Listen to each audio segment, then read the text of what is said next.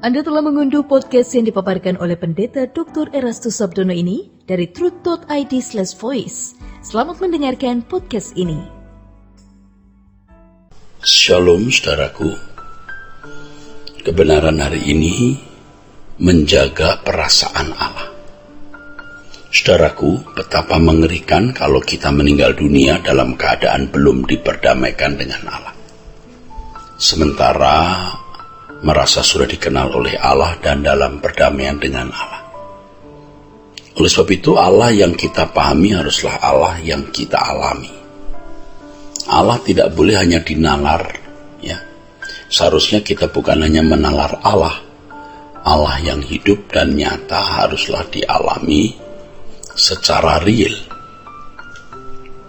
Allah yang hanya dinalar dalam pikiran adalah Allah dalam fantasi, yang ditemukan dalam buku perpustakaan atau karya jurnal ilmiah saja dalam lingkup teologi. Kebanyakan orang mendengar khotbah dari para teolog yang hanya mengisi pikiran dengan ilmu teologi, tetapi tidak hidup dalam perdamaian dengan Allah dalam pengalaman konkret. Pada faktanya banyak teolog hanya menalar Allah saja. Orang yang hanya menalar Allah tanpa mengalaminya pasti tidak pernah memiliki kehidupan yang berdamai dengan Allah. Hal ini harus dipersoalkan sebab jemaat yang menjadi korbannya. Orang-orang Kristen yang bertuhan secara fantasi tidak merasakan atau tidak mengenal perasaan Allah secara real, tetapi merasakan perasaan Allah secara fantasi. Pasti itu Allah yang mati, saudaraku, bukan Allah yang benar. Kita mengerti hal ini sebab kita juga sudah pernah terjebak dalam lingkaran kesalahan itu. Orang-orang seperti ini cakap berteologi tetapi tidak memiliki kerendahan hati seperti Yesus dan roh yang lemah lembut serta tentram. Biasanya mereka memiliki kecenderungan menyalahkan orang lain, bahkan menuding orang lain sebagai sesat atau bidat. Dengan cara demikian, mereka menunjukkan bahwa mereka yang paling benar. Tentu saudaraku sekalian, biasanya orang-orang seperti ini suka berdebat hanya untuk membela doktrin, sekaligus mengangkat diri. Mereka bukan orang yang sudah berdamai dengan Allah, bahkan belum berdamai dengan diri sendiri. Orang yang rendah hati dan sudah berisi biasanya tidak mengangkat diri. Jangan sampai kita terjebak di situ. Kalau seorang teolog terjebak di situ, maka jemaat yang mendengar khotbahnya membaca tulisannya, baik di buku atau media sosial, akan ikut terpenjara dalam nuansa Allah dalam fantasi itu. Allah dalam fantasi adalah Allah yang mati dan tidak nyata. Perasaan Allah tidak benar-benar dirasakan. Mereka menghidup nyatakan Allah dalam fantasi mereka, seakan-akan Allah yang mereka nalar adalah Allah yang benar. Dengan uraian yang tampak argumentatif dan sistematis, mereka merasa telah menemukan dan sedang berperkara dengan Allah yang benar, padahal semuanya serba fantasi. Banyak teolog dan jemaat yang diajar memiliki Allah model tersebut, saudara. Ya, tentu orang-orang ini cakap berbicara mengenai Allah, tetapi perilaku mereka tidak menunjukkan keagungan pribadi Allah. Saudaraku sekalian, dari pernyataan mereka tampak ketidakagungan watak, karakter, dan kepribadian mereka. Ya, kita jangan sampai tergarami, terkena ragi dan spirit mereka. Ya, karena mereka memancarkan spirit itu dari media sosial, dari buku yang ditulis, dari khotbah-khotbah mereka. Sebab apapun yang kita lakukan ini menyangkut perasaan Allah, maka kita harus menjaga perasaan Allah.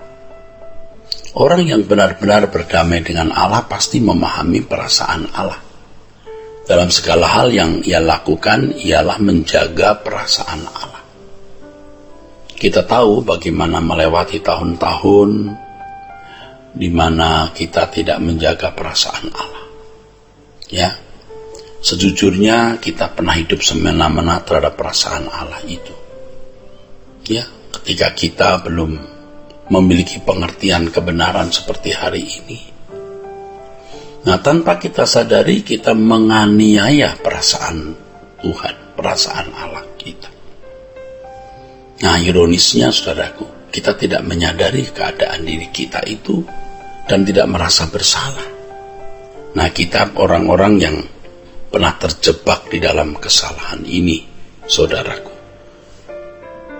Nah, kita juga harus menyadari keadaan kita yang salah ini dan kita harus bertobat. Seorang pendeta atau dosen sekolah tinggi teologi berpotensi lebih besar tidak menyadari keadaan salah tersebut.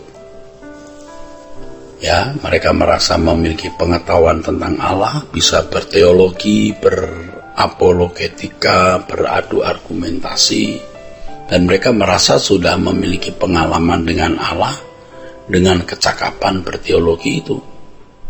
Mereka bisa berkhotbah atau adu argumentasi, merasa diri benar, tetapi sebenarnya tidak diperhitungkan Allah. Kasihan itu, mereka tidak diperhitungkan oleh Allah kalau hanya memiliki pengetahuan tentang Allah dan tidak mengenakan kehidupan Yesus. Kita harus sadar bahwa kita tidak hidup di daerah netral yang tidak bertuhan. Kita hidup di semesta di mana ada host, yaitu tuan rumah yang harus kita jaga perasaannya, yaitu perasaan Allah. Kalau orang mau berdamai dengan Allah, prinsipnya kepentinganku hanya dirimu ya Allah. Kepentinganku hanya dirimu ya Bapa. Melayani perasaanmu. Melayani perasaan Allah. Banyak orang merasa sudah berdamai dengan Allah hanya karena memiliki pengetahuan teologi mengenai konsep perdamaian atau pendamaian dengan Allah. Bahwa Yesus telah mati di kayu salib sebagai jalan pendamaian. Bagi mereka pendamaian dengan Allah cukup ditemukan dan dialami hanya karena menemukan konsep mengenai pendamaian itu dan mempercayainya di dalam pikiran. Lalu mereka membuat penjelasan mengenai hal tersebut dan merasa sudah berdamai dengan Allah.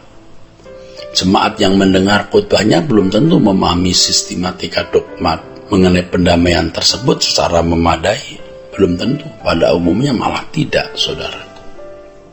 Sehingga rumusan langkah pendamaian dengan Allah hanya dalam bentuk definisi, format, kalimat, saudaraku, ya, kata-kata.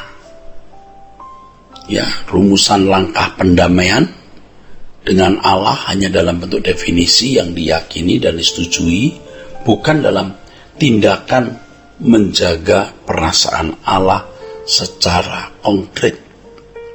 Saudaraku, harus dipahami bahwa perdamaian dengan Allah adalah sebuah hubungan konkret yang dipulihkan sesuai dengan rancangan Allah yang semula. Jadi bukan sekedar rumusan mengenai pendamaian atau perdamaian dalam pikiran, ya, bukan hanya rumusan sebuah pendamaian dengan Allah yang dirumuskan dalam pikiran menjadi pengetahuan teologi semata-mata. Tetapi perdamaian itu harus merupakan kenyataan hidup yang dijalani dan dialami, saudaraku. Dijalani dan dialami. Demikianlah, saudaraku, saya percaya kalau kita mengerti kebenaran ini, kita bukan hanya memiliki pengetahuan tentang pendamaian di dalam Tuhan Yesus, tetapi maksud pendamaian itu diadakan, yaitu persekutuan yang ideal dengan Allah. Kiranya kebenaran hari ini memberkati saudara. Sola Gracia. Untuk berlangganan renungan harian dalam bentuk cetak, silakan hubungi Truth Literatur di nomor telepon 0878 7870 7000. Untuk mendapatkan CD khotbah, MP3 renungan Truth, dan CD album lagu produksi Sola Gracia, Anda dapat menghubungi di hari dan jam kerja di nomor telepon 021 638 60953. Tuhan Yesus memberkati. Sola Gracia.